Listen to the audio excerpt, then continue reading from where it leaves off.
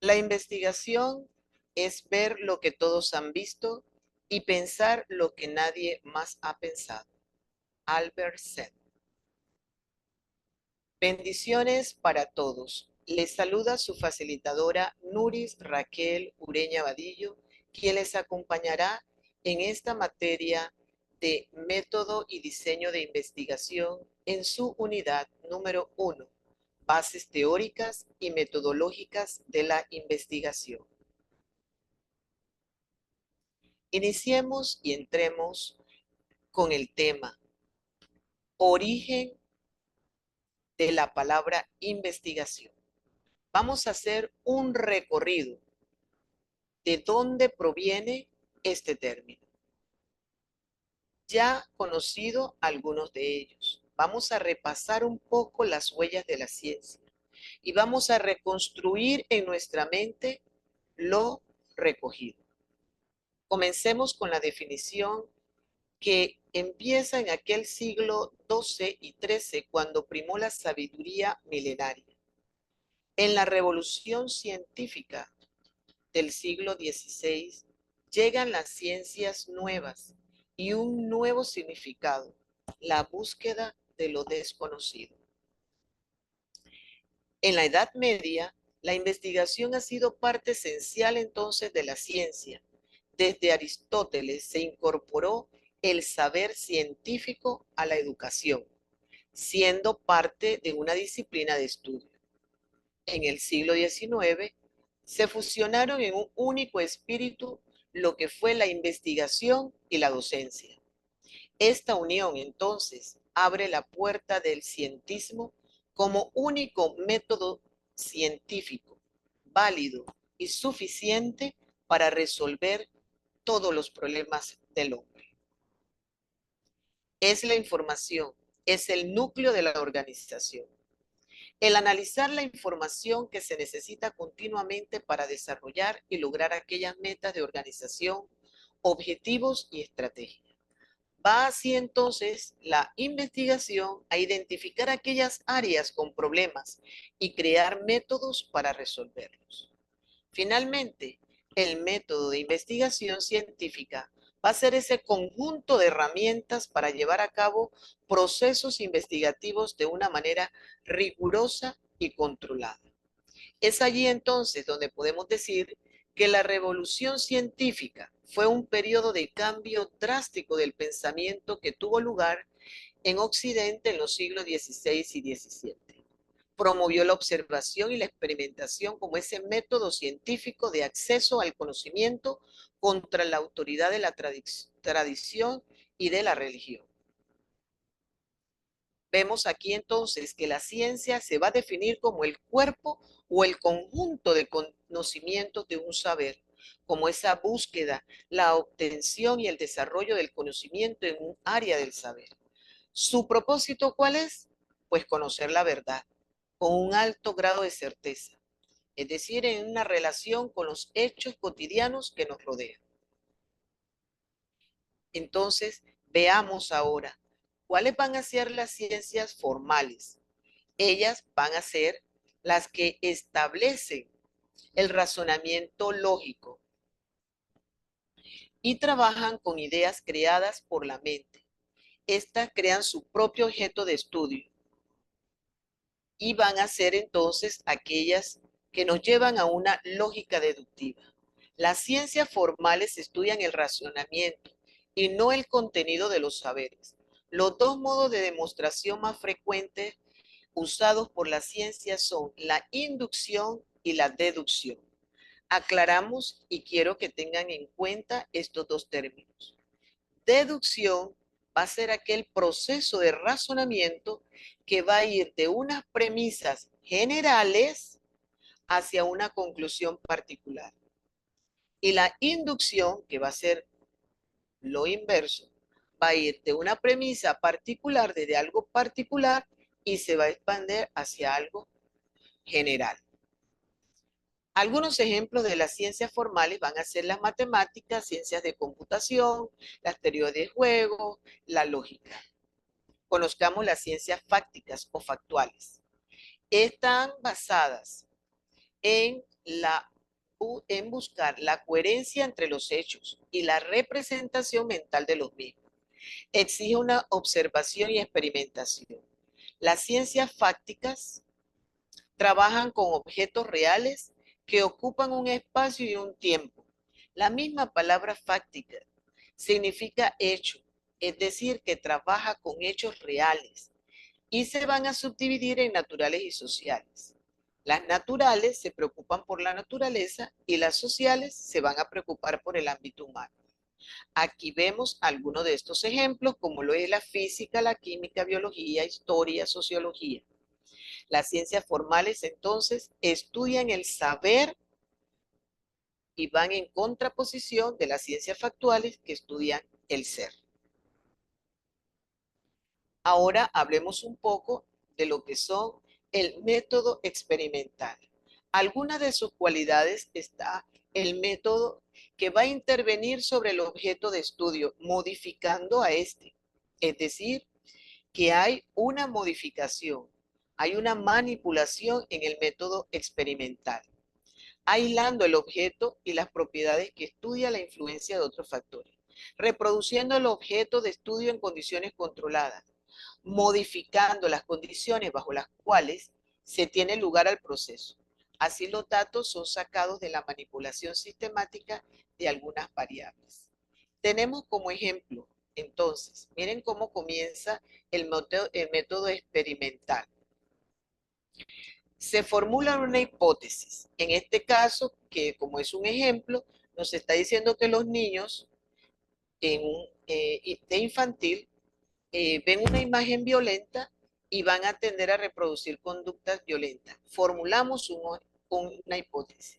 Luego se produce el experimento, pero vamos a poner a un grupo de niños con estas imágenes a verla. Y en otro grupo, otras que no van a ver nada, sino que van a estar en un comportamiento normal, tranquilo. Y al final, entonces, vamos a ver la conducta. Sin embargo, yo puedo llevar que ese grupo que está viendo las imágenes violentas logre tener esas reacciones violentas que yo dije en mi hipótesis. Ese es el método experimental. Ahora detallemos qué significa método para poder entender el otro método que estamos por presentarles. El método va a ser ese procedimiento que se sigue en la ciencia para hallar la verdad y enseñarla. Y la palabra científico tiene que ver entonces con las exigencias de precisión y objetividad propias de la metodología de la ciencia. Por eso entonces vemos aquí que me encanta esta diapositiva porque nos va a aclarar el significado que les comparto, como conjunto de pasos fijados de antemano por una disciplina con el fin de alcanzar conocimientos válidos mediante instrumentos confiables. Esto es el método científico. Aquí también tenemos otro ejemplo del método científico que va a llevar un proceso diferente. Solamente les menciono el proceso. Hay una observación. En este caso, como el ejemplo es la enfermedad de un simio, vemos que el simio vomita y tiene diarrea. Hay una observación. Luego hacemos una pregunta que va a ser como el problema que voy a tratar de resolver. Luego elaboro mi hipótesis, que va a ser mi suposición. Tengo una teoría que me va a ayudar a ver si es correcta o no lo del uso, en este caso, de antibióticos para quitarle lo que tiene. Después que tengo esa teoría, me argumento un poco, entonces aplico el experimento. Después de hacer el experimento, verifico los resultados. Si van en concordancia con mi hipótesis, paso a la conclusión. Si no van en concordancia con la hipótesis, entonces me toca nuevamente hacer el proceso del experimento hasta lograr el resultado que estoy esperando. Y por último, entonces, llego a la conclusión. Diferente, entonces, del método experimental. Características que enmarcan el método científico. Tenemos entonces que pueden ser fácticos, que haya una referencia empírica que se basa directamente en los hechos, trasciende los hechos, hay una interpretación mejor de ellos, hay una verificación en esta respuesta a los problemas planteados. También vemos un autocorrectivo, ¿verdad? ¿Por qué? Porque se ajusta a las propias conclusiones con el avance del conocimiento y los procedimientos.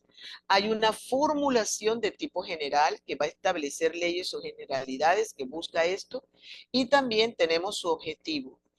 Evita la distorsión, evita la manipulación de la información a capricho del investigador. Ahora, ¿pero qué es investigar? Investigar es una actividad que requiere condiciones de responsabilidad, metodología e interés, pero sobre todo necesita disciplina.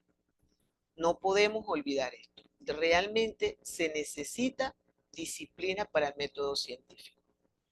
¿Creen ustedes que poseen estas características? ¿Les interesaría adquirir esas características de responsabilidad, tener esa metodología, tener el interés, tener la disciplina? ¿Alguna vez hemos hecho algún diseño de investigación? Para eso, entonces, tenemos que tener unos requisitos para ser estos investigadores exitosos. Tenemos que tener disciplina, observación analítica de la realidad cotidiana, hay que tener tenacidad, persistencia, hay que tener una mente analítica y sobre todo tenemos que tener una honestidad, un manejo de ética. Veamos los tipos de investigación que podamos tener. Estos dependerán de los objetivos, de las preguntas y estados actual del conocimiento sobre el tema. Usualmente se combinan varios tipos para enriquecer la investigación.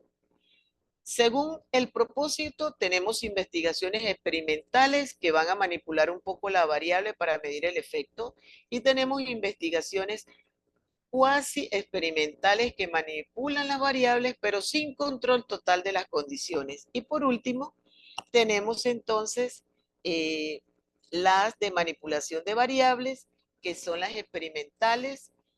Tenemos la cuasi experimental y la no experimental.